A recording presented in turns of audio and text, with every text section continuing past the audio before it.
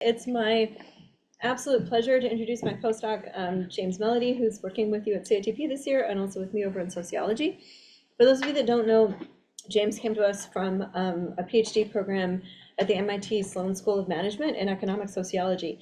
The Sloan School is this really cool place where they have, it's not just like a classic business school, they have a real interest in technology, organizations, and economy. So the training you get there is really rich, really rigorous, and really interdisciplinary, which is very exciting for the opportunity to work with James and also be part of this conversation here. So in musical theater, we have this thing we call like the triple threat, which is someone who's like really good at singing, dancing, and acting, and then you know that they're just going to get all the roles. And so in sociology, you have something similar, which is like if you can do both quantitative and qualitative and computational social science, then like you've really got it wrapped up. So James is like the classic triple threat in the social sciences, in the sense that he not only has fantastic quantitative skills, but also really good skills in computational social science. Has done a lot of work on, say, Reddit communities and online communities, and sort of analyzing how they work, but has also done ethnographic work and interview work and worked in laboratories to see how technicians work with scientists in order to get the work done. So what's fascinating is he brings all of this richness of expertise, the quantitative, the qualitative, and the computational, to bear on the things that he studies, which largely have to do with how communities work together, communicate, collaborate, etc. So I'm really excited to be working with James. He's got a couple of really cool projects that we're working on together, and the one he's going to talk about today, I'll just foreshadow by saying is really a work in progress. So I'm just as interested in your feedback here as I'm sure he is, and I will turn the floor over to James. Please take it away. Thank you so much, Janet, for that very kind introduction. And I really enjoyed working with you, so excited to share our work with everyone. So today I'll be talking about this ongoing project, and our working title is Remote Consensus is an Oxymoron, Lessons Learned from Pandemic-Era Scientist Deliberation Practices. And so this is work with Janet, as well as David, Ronica, and Catherine Miller, and we thank the Sloan Foundation for funding for this project. Great, let me just minimize that, okay. So yeah, before I jump into this project, I'll just touch upon some of my broader work as Janet was talking about just now. So I basically have two streams of work. One is looking at communications technologies in the workplace. And so this project that I'm gonna talk about falls into that category. Another project that I'm working on with Janet is looking at hybrid meetings at CERN. And then I have another example of a project is looking at quantification of work among software developers, software development teams at a bank. And then I also have a separate stream of work that looks at online communities, looking at consensus building in online communities, the competition for attention among online communities, as well as collective action processes that occur in online communities. Great. So today I'm going to focus on one project. And before I jump into it, I will just talk a little bit about the research focus here and the question that we had. So we noticed that more organizations have transitioned to flatter and often distributed authority structures. And so these kinds of organizations, they relied less on formal structural cues and hierarchies and more on sort of informal processes around common ground, employee voice, informal networks, and then relational work. The formation of relationships are super important in these kinds of organizations. And decision-making here is often really deliberative and reliant upon achieving a consensus. Now, we notice this puzzling duality surrounding remote work, which is that remote tools often make such forms of organizing more possible because it allows organizations to become more distributed and not so centralized in one location. But at the same time, remote tools might undermine the very informal relationships that are necessary for these distributed organizations to function.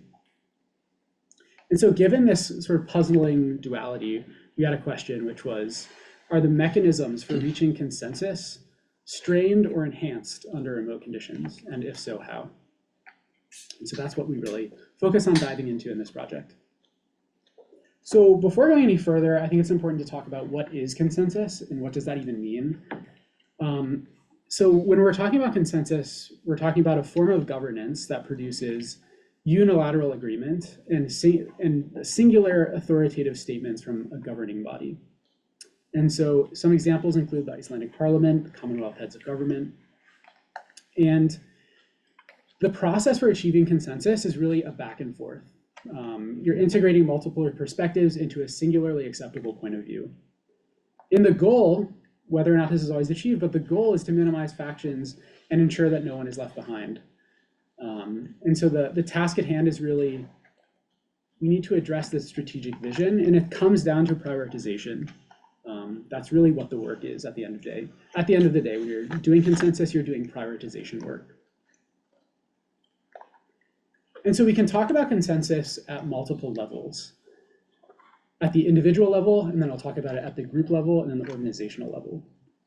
So at the individual level, and this is basically at the level of cognitive processes surrounding consensus and cognitive processes going on within individuals' own heads. And so individuals can have different mental models of consensus. They can have different framings of the problem and different understandings of what it even means to achieve consensus, what the problem itself is, how they should go about achieving the problem. So there can be a huge variety here in terms of the mental models that people bring to a consensus process. So just at the individual level, there's a great diversity before you even start with the consensus deliberation process. Now, when you get to the group level, additional complexities come into play.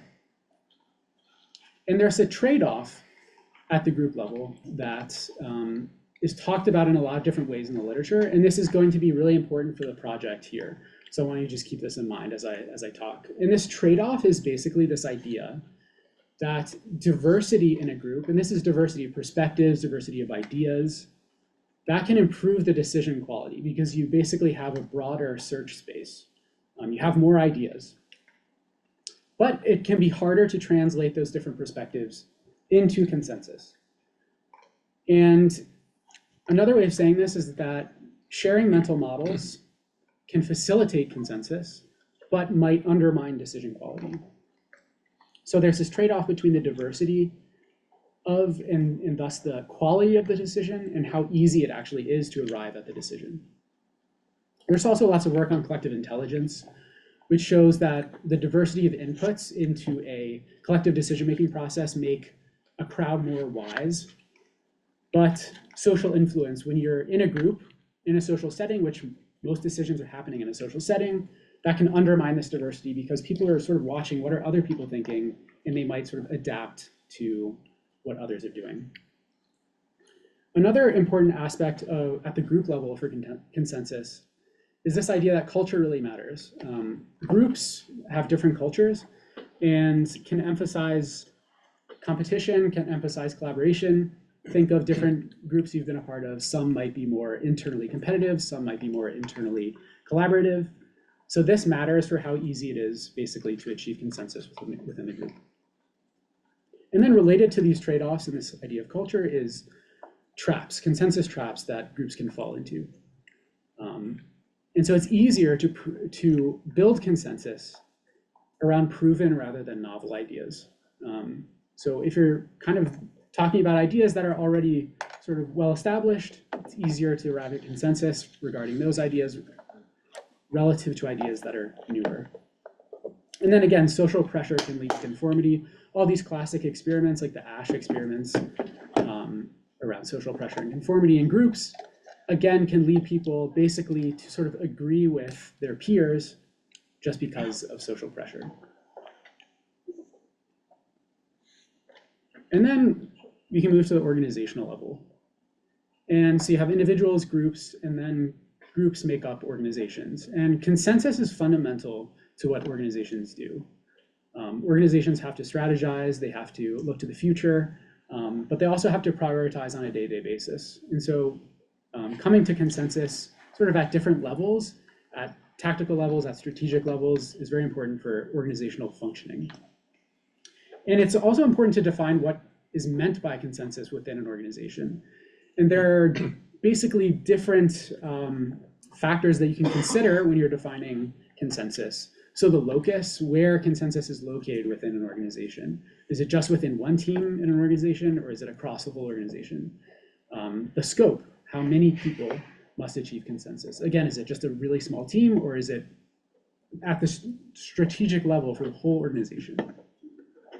the degree, how strong must the agreement be? Is it really unilateral consensus? Are there some people whose voice might not be getting heard? Is that okay? Like how much in agreement does everyone need to be? And then the content, what is actually being agreed upon? Is it, for example, a 10-year strategy? Is it what we're going to do next week? There's lots of variety in terms of that as well. And then drawing a lot of work by Janet and her colleagues, it's important to understand that consensus isn't just something that's produced by interactions and decisions within organizations and teams. So it's not just an outcome of these sorts of processes. It's also an orienting goal, and thus a way of organizing that actually shapes the day-to-day work and the outputs of collaborative teams. So you can think of consensus as both an outcome and a way of sort of organizing the work, an organizing goal that really shapes how the day-to-day work happens. Now, there are lots of collaboration challenges in remote work. So we can shift from talking about consensus to talking a little bit about what we know about remote work, and then I'll connect the two before moving into talking about our specific research project. So we know that there are collaboration challenges that come from working remotely. So the tools and the teaming architectures of remote work matter for collaborative outcomes. Just think about how important the tools are ever since, especially the pandemic in 2020. And you can think about the different tools that you might use to collaborate and how those matter and shape the collaborations that you engage in. But there's a difficulty of sustaining key elements of collaboration when you're in a remote context. And these are some of the things that I was talking about at the beginning that might be really important for distributed organizations, like the common ground, which is necessary for successful communication and interaction, and the weak ties, which are really important for information gathering, and also the trust, which is necessary to moderate conflict, and the situational awareness, which is necessary for effective decision-making. Basically, these are things that are much easier to do when you're in person, talking to someone face-to-face, to form these kinds of informal connections and informal networks that actually are really important for driving decisions within organizations. And this can really turn negative on some teams, which are remote. Participants can trend towards miscommunication or lack of communication, and task conflict focused around tasks can erupt into personal conflict. So maybe you all have experienced this before, but it's common for, in these sorts of remote teams, you're talking about something related to the task and that transitions into a sort of a personal disagreement. And that can really negatively impact the team and the assessment of teammates and the overall team morale and the ability to work together and collaborate. And so it's really collaborating in a remote setting is difficult. It's a big challenge. And these challenges are not just about collaboration generally, they're also about decision-making more specifically. So there's been work that shows that it takes up to 3 times longer to accomplish integrative tasks remotely. And that such coordination work requires more meetings to ensure that all people are on the same page. So you basically need to meet more often, and it just takes longer to achieve the same decision that you might achieve in a shorter period of time if you were meeting in person. Then if organizational units are distributed, they might experience difficulty in sharing information across teams relative to within their own team. And this is always the case within organizations. It's easier to share information with your teammates than it is across other teams, but this is even more so the case when you're remote. And even in very distributed organizations, for example, open source communities that are very distributed in the way that they operate on a day-to-day basis, when it comes to decision-making, it's very difficult to maintain a distributed means of decision-making. And instead, when you look at, for example, open source communities, they often have something like a benevolent dictator for life, who really has ultimate authority over making the decision. So that decision-making is no longer distributed, it has been, once again, sort of centralized. So moving now into the project, the research project that we have here. Our context is looking at decision-making in scientific collaborations. Now, just to set the stage a little bit of historical background and context here, the 2000s saw a rise of cyber infrastructure to support scientific collaborations. And scientific teams built or assembled these infrastructures for data gathering and sharing. They were really involved in these processes of building these infrastructures that they needed to work with the massive amounts of data that they could get access to with new technologies. And then teams also established expectations for future collaborations. And this is the point where we're really going to be focusing on. We're going to be looking at some examples of teams basically setting expectations for their future collaboration and the consensus decision-making work that goes into that. And also, when we're considering the remote tools that happen in these that are used in these scientific collaborations, there's really a heterogeneous assemblage of tools. Even in your own work, I'm sure you use many different kinds of tools. And when you look at decision-making, it tends to take on a ritual character, which enables common ground to form. And this is often ritualized at the level of everyday decisions as well as collaboration-wide initiatives. So we'll be looking at some of that as well in these scientific collaborations. And so specifically, our specific context here, we're going to be looking at how a particular collaboration-wide initiative changed during the COVID-19 pandemic and the associated shift to remote work. And our setting here is NASA and the National Academy of Sciences. And so we look specifically at 3 groups and their planning processes, which I'll talk about more in a minute. But the 3 groups that we look at, the first group is the Astronomy and Astrophysics group. And what they research is the universe beyond our solar system. Then we also look at the Heliophysics group, and they research the sun and its connection with the solar system. And then finally, the Planetary Sciences and Astrobiology group, which focuses on planets, moons, and other objects within our solar system. And so basically different levels of analysis, different focuses here within NASA. And we specifically look at what are called the decadal planning processes. And these are overseen by the National Academy of Sciences. And basically what they are is it's each of these 3 groups planning their work for the next 10 years. And in this process, what they do is they collect white papers from the community. Basically, everyone, for example, who is researching the sun and its connected elements is they want these people to write white papers, basically proposing new missions, proposing new projects for the next 10 years. And so they collect white papers from all over, and then they have topic-specific panels that they organize these white papers into, and then ultimately they produce a single consensus document. And so each of the 3 groups produces its own study report.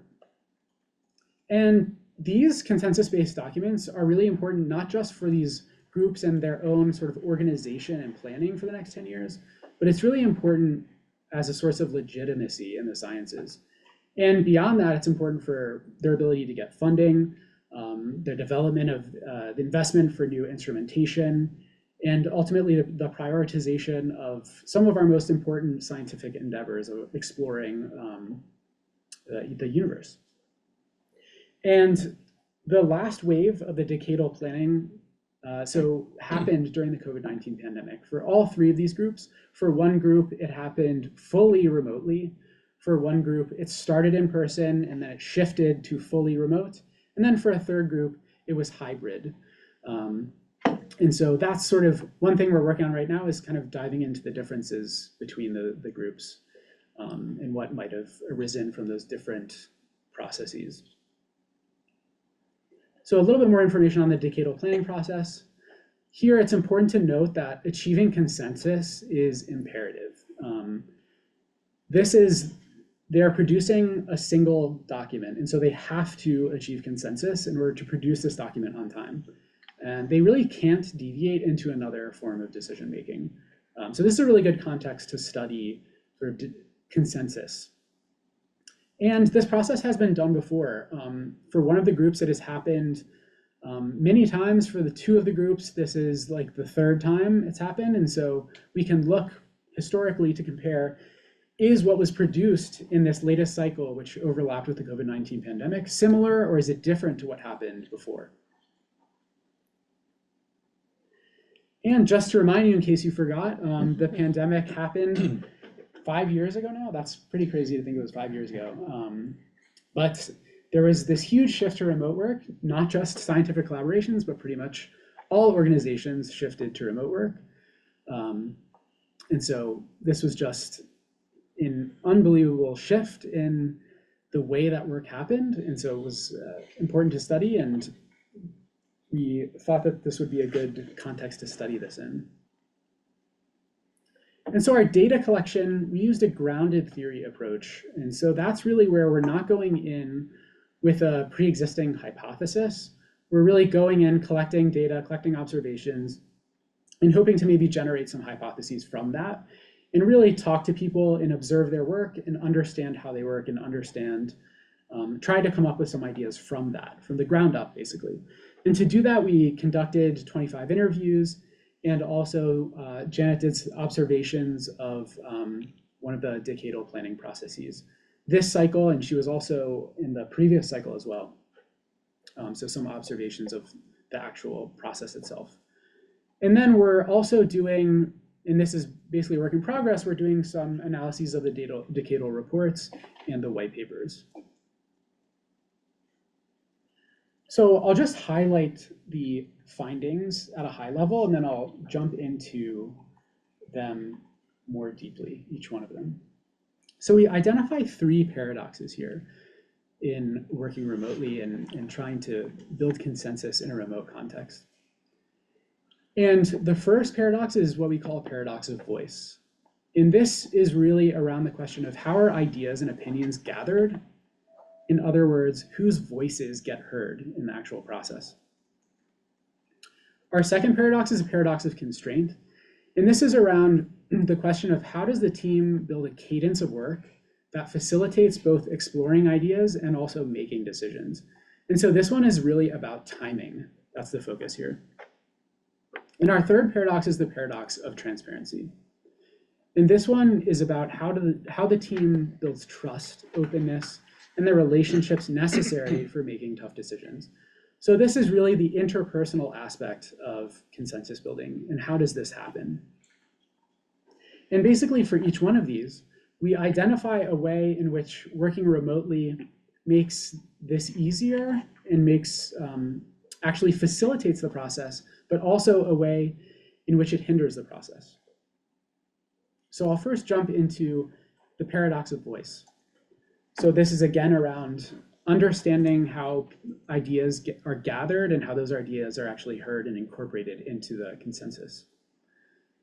And just as a general preview here, when working remotely, we find that it's easier to gather diverse ideas, but the flip side is that it's actually harder to narrow down ideas. And so I'll give you some quotes here. As I go through these, I'll be just giving you quotes from people who are on different panels within these 3 processes, and these are from the interviews, and they were giving basically their opinions and talking about what it was like to be a part of this process. And so it's easier to gather diverse opinions.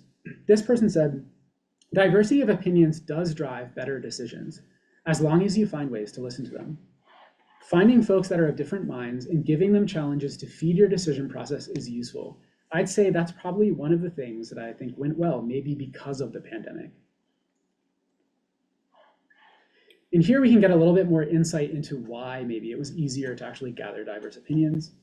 This person said, talking about the process early on in the decadal planning process, even before they had white papers, they were holding these conferences and open sessions to sort of generate ideas. And this person said, and one of the very first things we did was to read the white papers that were submitted to try to understand, okay, where is the community focused? And we immediately started scheduling a whole series of meetings with these different folks in the really broad community. And we tried to get people in from different perspectives and different sides of every issue. Our first several months were dedicated to hearing presentations from all these people in what we called open sessions. So these were Zoom sessions that were open to the public to listen to. So the fact that it was actually remote enabled more people to join. This person said, we had record participation and record diversity of people participating in conferences because they can do it remotely.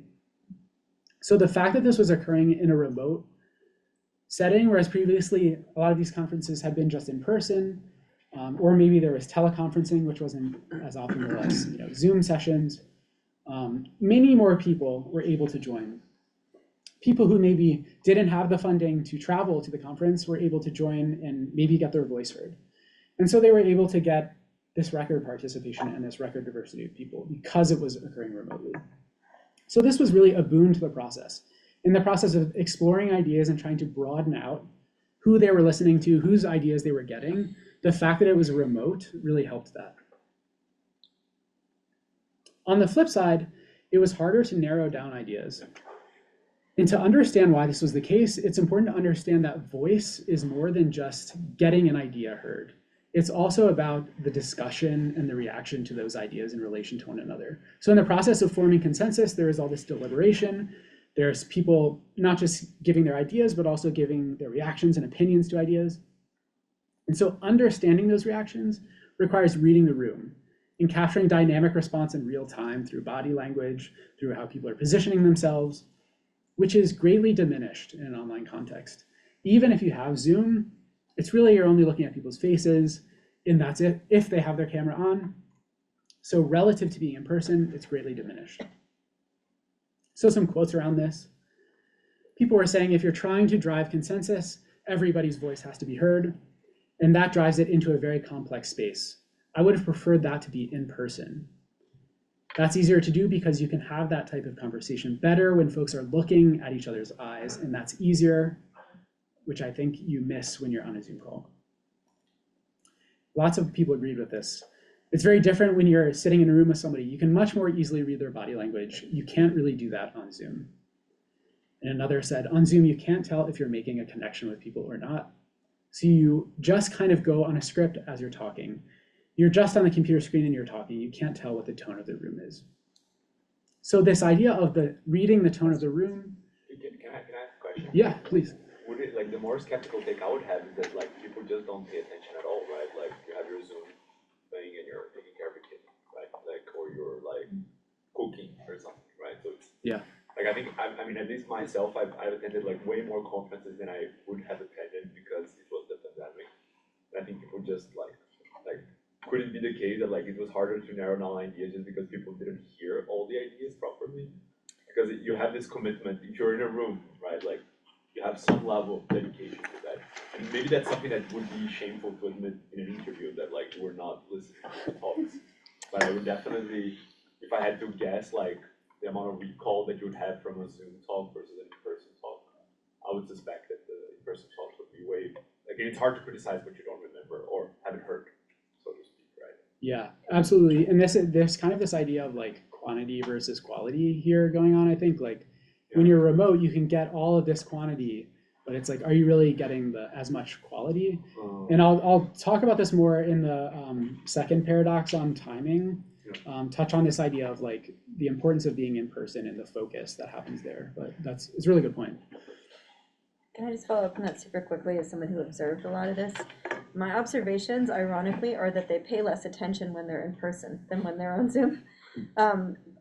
There was a certain point in some of the meetings where they had to call for topless meetings, which is put your laptop away, because they didn't want, because everyone is doing their email at the same time.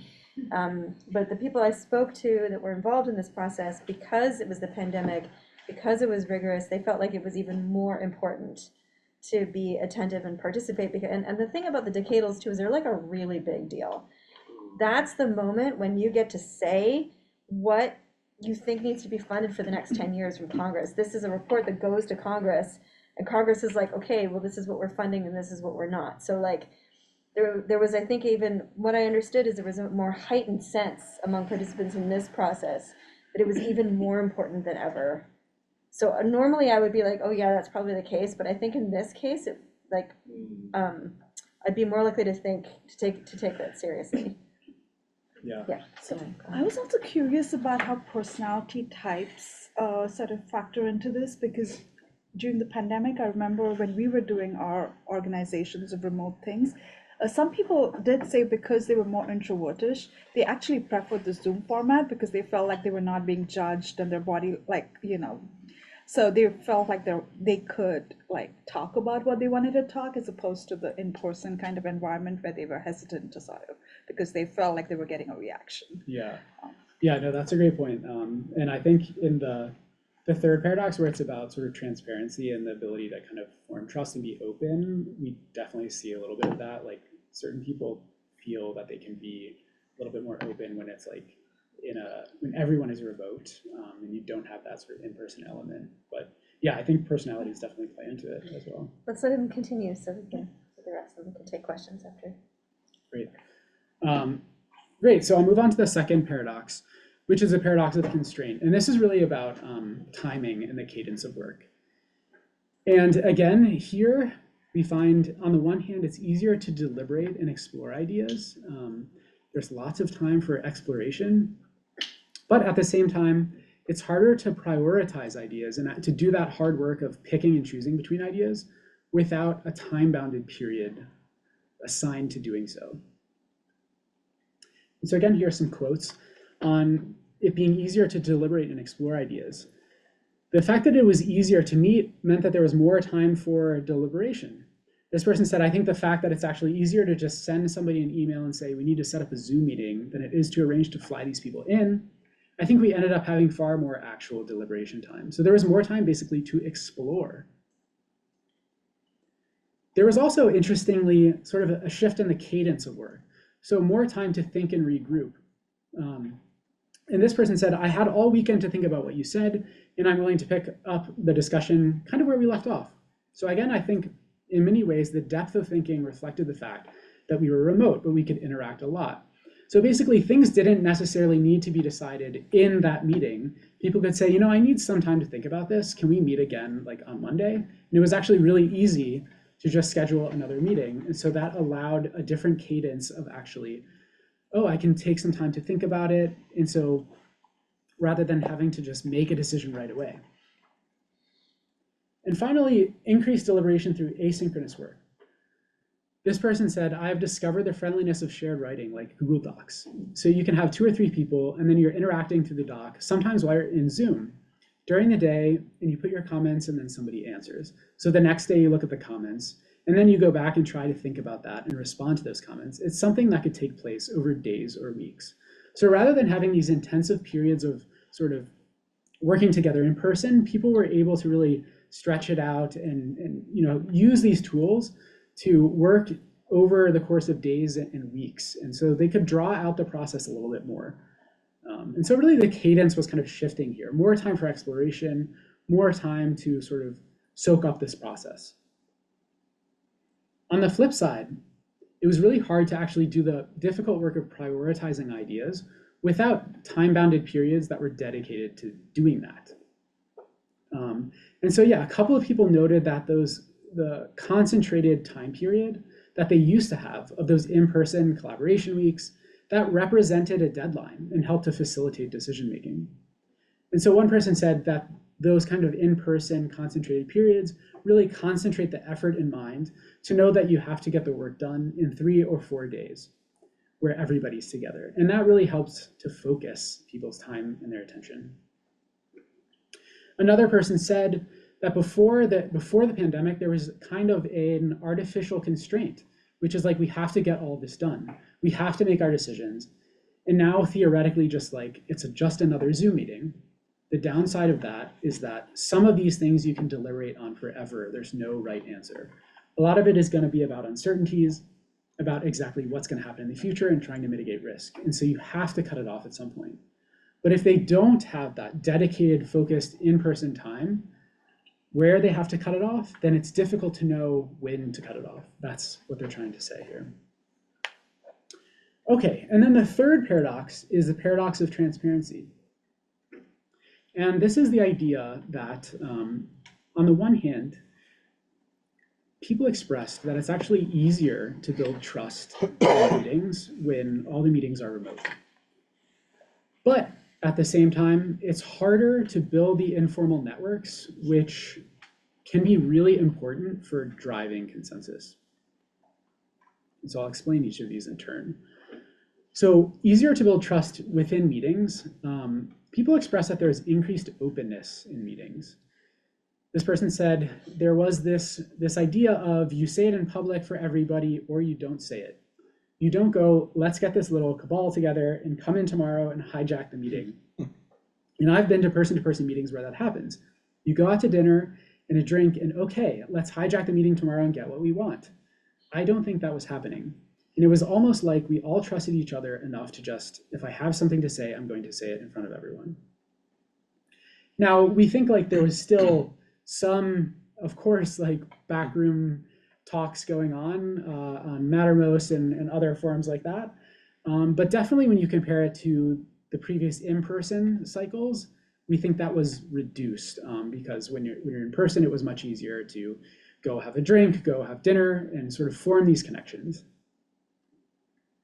Another person said, yeah, there was reduced backroom strategizing. I feel like a lot of times with these sort of processes, there can be kind of an explicit process, like with an agenda, but there can also be a tacit process where people are kind of whispering to each other in the bathroom, doing it in this mode remotely, kind of imposed it's all above board, it's all explicit, that kind of idea.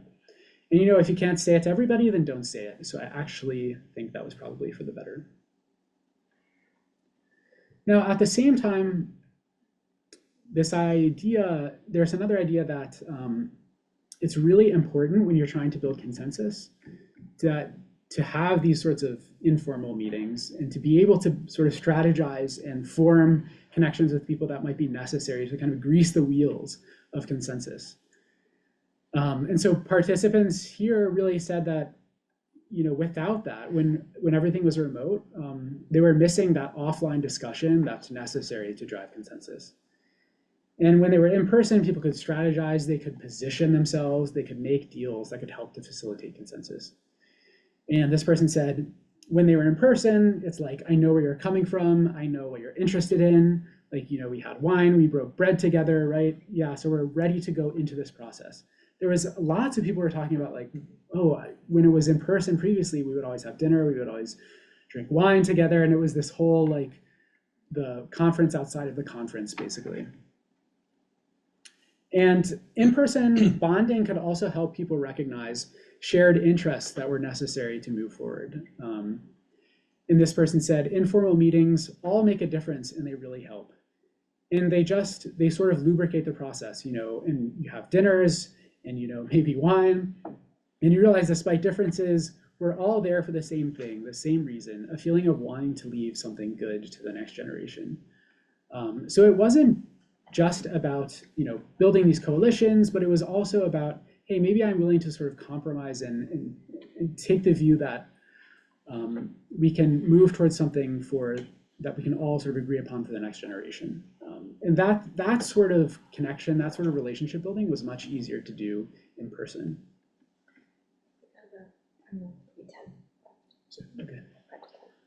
Okay. Great. So those are our main findings in terms of what was easier to do and more difficult to do in a remote context. But we also wanted to look at some of the outcomes from the decadal studies. So just from the perspective from one perspective, these studies were definitely a success. They produced these reports on time and submitted them to the National Academies on time. And if you look at the 3 reports that were produced here, you can see that for each of them, a massive number of white papers were generated, 866 for Astro, 450 for Helio, and then 527 for Planetary. So massive numbers of white papers were generated.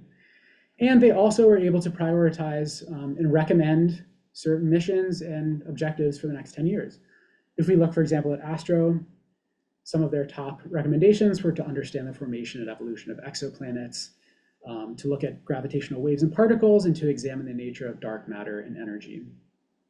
For Helio, they organized it more into themes. So they had science themes, such as the Sun-Earth space connections, a laboratory in space, exploring cosmic neighborhood, and also space weather themes, so drivers of space weather, space weather responses of the physical system, and then the interaction between human health and space weather. And then finally, planetary also had was able to come up with specific recommendations for the next 10 years, including the Mars Sample Return and Exploration Program, Lunar Discovery and Exploration Program, Planetary Defense, New Frontiers missions, and Uranus Orbiter and Probe mission. So from this perspective, they were able to build these consensus reports, submit them on time, form recommendations, do prioritization work. So from that perspective, they were definitely a success.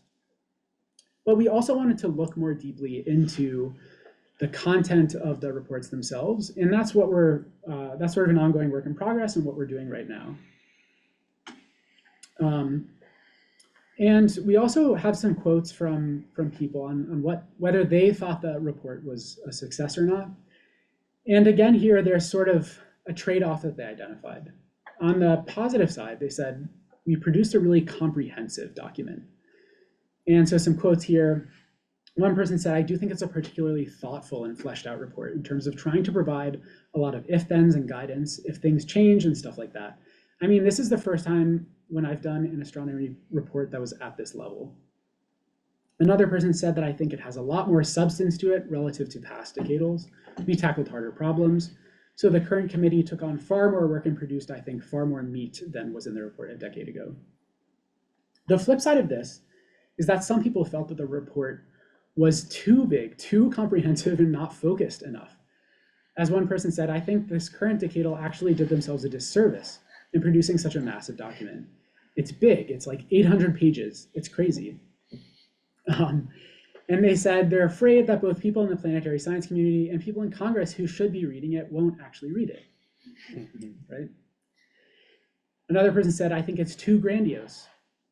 As I said, the product, it's too unwieldy to be a useful document, in my personal opinion. So there's this document that can be considered really comprehensive, but on the flip side, it could also be considered not focused enough.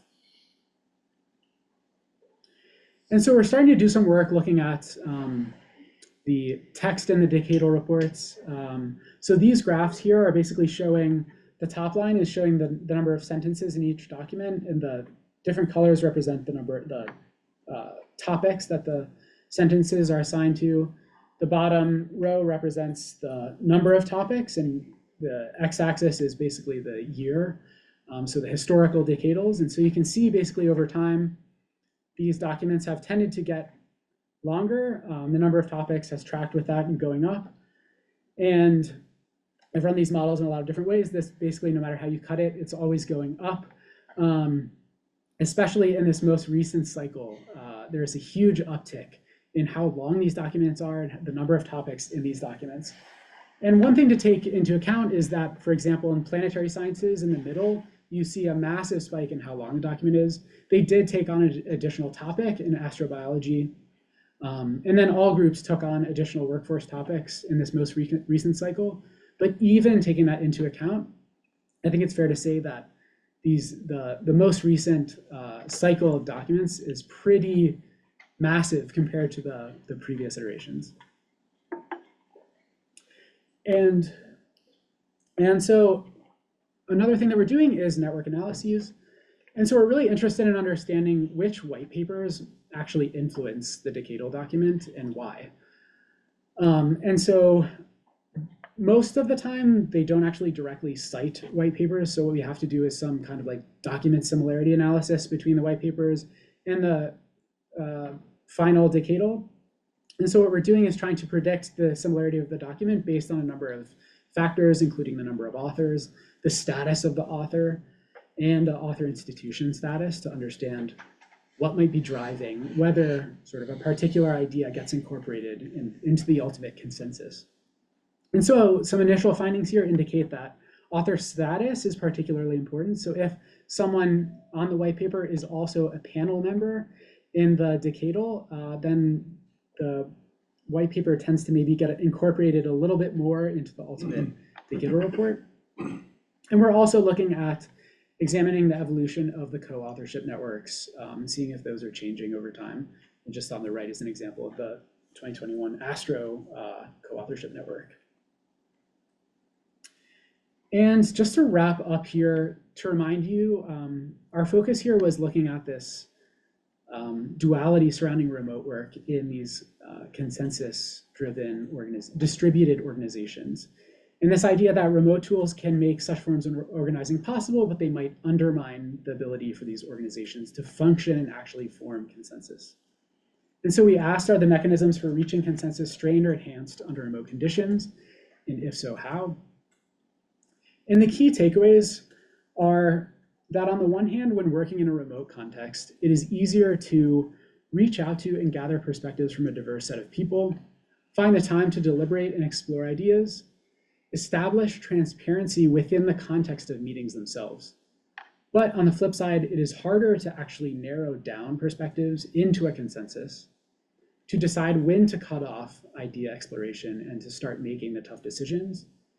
And it's also harder to form the informal connections that might grease the wheels of consensus decision-making. So we basically see this trade-off when working remotely, in that it really helps the exploration phase, but the narrowing phase and the decision-making phase, the prioritization phase, is more difficult. So some next steps in this project, we're doing some further interviews, especially with the heliophysics group, which we haven't had a chance to interview much yet. We're doing some additional text and network analyses on the white papers and decadal documents. And also we're looking to explore the similarities and differences between the three groups based on their sort of different experiences with remote versus hybrid versus the transition. Thank you.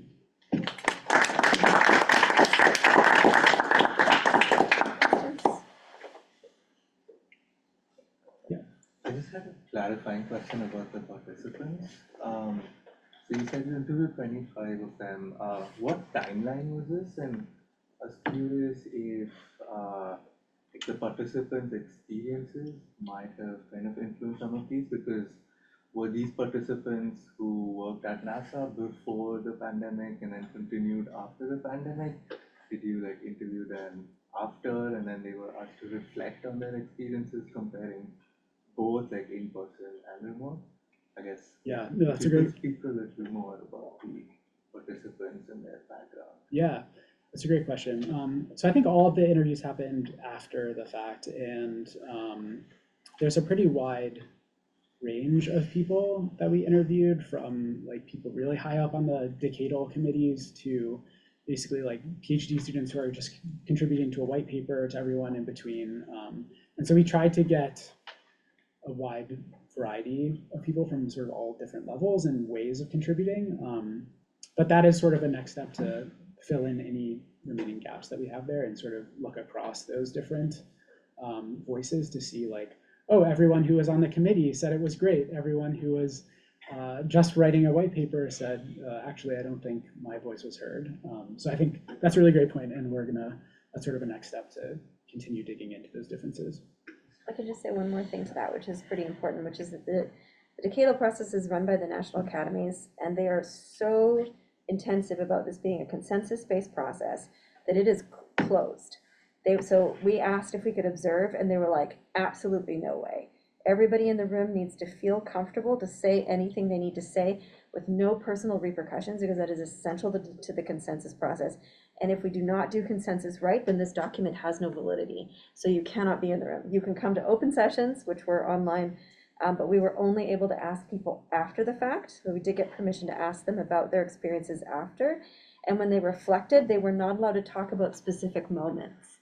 So they couldn't be like, well, this one time when we were talking about this Venus mission and these people said this thing, like they were not allowed to say that because of the sort of cone of silence that was essential to the process. So I think that's also why some of the conversations that we were talking about are a little more vague than I would normally get in ethnography or even in more detailed interviews. It was because we had to step really lightly around making sure they had the sort of sanctity of that process still in place. Yeah. So that's why it was more retrospective. Yeah, definitely. This is excuse me.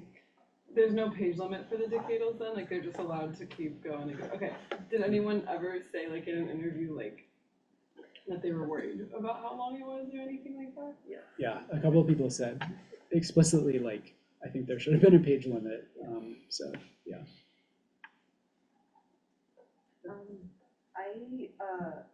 I'm wondering, this might be very basic, but why do we really want consensus? Did the researchers feel that it was then harder to get funding after having this less consensus-y document or longer document? Because it sounds like the consensus building in non-remote environments was so tacit, and I'm not sure if that's an ideal we want to strive for anyway. Yeah, no, it's a good question. And I think like, especially in this last cycle, it was sort of, they were planning to do it in the way that they always had, but then it was disrupted. And so they had to work within the consensus model in a remote fashion. So I think it was particularly difficult because of that. But yeah, it seems like it's still to be seen sort of what's gonna come of this over the next 10 years. But I think like, it seems they were still able to set forth like the top 10 priorities that I think probably will get the most attention. So they were still able to achieve consensus, but I think it took longer and it was a more difficult process for sure. And what that actually, the outcomes in terms of funding and everything like that is still sort of remains to be seen. Maybe I'll just jump on that and say that the national academies are central to producing these consensus-based reports, which are part of like, James had a point about this early on, it's about the legitimacy of science. In the post-war era, this was seen as a way of doing like democratic science, was by bringing all these scientists together and having them really figure out what's most important, and then give that as a report to congressional people. So the congressional people who aren't scientists know what to fund, so that what gets funded isn't an ideology, but is actually being represented from science. So we'll see what happens in the next 10 years. We'll see what happens in the next year or so, whether or not the decadals are respected. That's a big question right now. But for the last 50 or 60 or 80 years, really, these kinds of consensus reports produced by scientists fostered by national academies have been seen as central to the democratic functioning of science in the United States. So that's why they were like consensus or bust. It's also why the National Academies was like, absolutely, this is like a church, like there's a sanctity to this process. And it's also why, as James said, like when they had to move to remote, they still had to do consensus, right? It couldn't just be like, let's do it differently. Yeah. Sorry, so maybe a clarifying question. Were the white papers were written before COVID-19?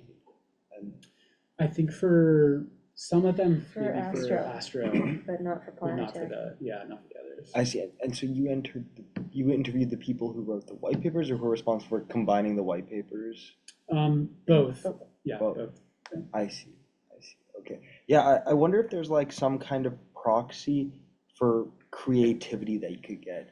Just because like, if it's this process of converting the white papers into one document, like, is there a way to see how much, I don't know, transformation the original content of the white paper goes through in this process of making it into the main text or something? Because I could imagine that there's a lot of eyes on it or something. Yeah. Then one of the observations that I had during COVID when we were writing one of these papers was everybody was editing at once in the Zoom chat this overleaf or something, and this brought so many different ideas into it. And I wonder if there's kind of like some like information theoretic metrics you can get of like how much does this original content from the white paper get transformed through it. And if you have previous white papers and previous ones, Yeah. then maybe this like transformation process could be some notion of creativity or something. Yeah, no, that's a great idea. Yeah, that's great on building what we're already starting to do, which would look like looking at which white papers get incorporated at all. But I think taking that a step further and seeing like how did they get incorporated would be really cool. We have one more. I wanted to ask about your intuitions about how status worked this time versus the last time they did this. I mean, you pointed at the ways in which it might be the case that somebody who was on the decadal were more likely to be cited, and that there were networks of people citing each other. So status seemed to be at work there. But when a group of 5 got together to form a cabal over wine before, I doubt that was a mixed status group. So I just want to know your instinct. Like, did status actually play more of a role back then, less of a role now? Yeah, it's interesting. I think basically what it was saying to me is like status still matters in a remote context. It's like when it's difficult, when you have this difficult decisions to make, when they were relying on these cabals before, now they don't have that as much. So, but they can still sort of use status as a proxy or sort of a way potentially of narrowing it down. So that's sort of what it was suggesting to me. Like those sorts of things are really important, unfortunately, in these kinds of decision-making processes, and still seem to be relied upon to an extent in this sort of remote setting. Yeah. I think people have to get to classes and so on, so we're grateful for any additional feedback you have, but let's thank James.